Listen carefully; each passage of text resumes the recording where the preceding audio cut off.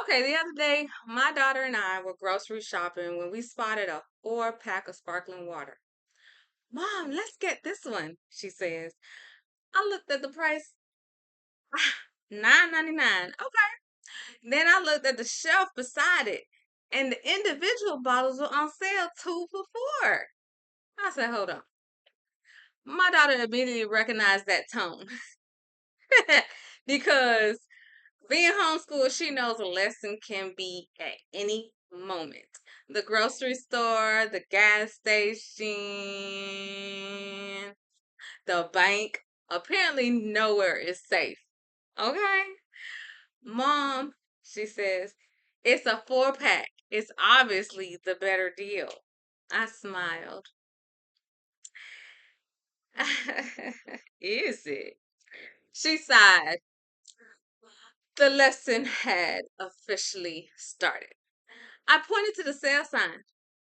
2 bottles cost $4. How much would 4 bottles cost? $8, she said. Good. Then I pointed to the 4-pack. So why does that cost $9.99? She stared at the shelf, then back at me. It's in the package. Exactly. Someone had managed to put 4 bottles into a cardboard holder and increase the price by almost $2. A few hours later, we found Larabars. The individual bars were 99 cents each. 18-pack was 19.99. My daughter pointed confidently. Now that has to be the better deal. I said, let's calculate. Okay. She already knew there was trouble. At 99 cents each, 18 bars would cost $17.82. Mm, the box cost 19.99. She looked at the box. Then she blinked. She looked at me. Wait, the giant box costs more? Yes.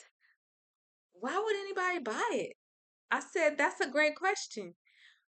We stood there talking about convenience, packaging, marketing, and assumptions.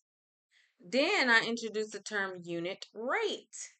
I explained that instead of looking at the total price, we compare cost per unit, like how much it costs each, right?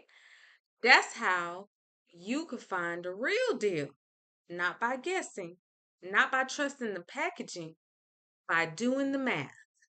So the bigger quantity isn't always the bigger deal.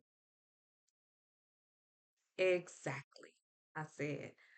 By the time we got to the checkout, we had purchased groceries, practiced division, multiplication, discussed consumer awareness, and learned about unit rates. Not bad for a trip to the store. One of my favorite things about homeschooling is that learning doesn't stop when the lesson ends. Sometimes the best math worksheet is grocery shelf. And sometimes the most valuable teaching moment happens when a company accidentally turns its pricing strategy into a word problem. hmm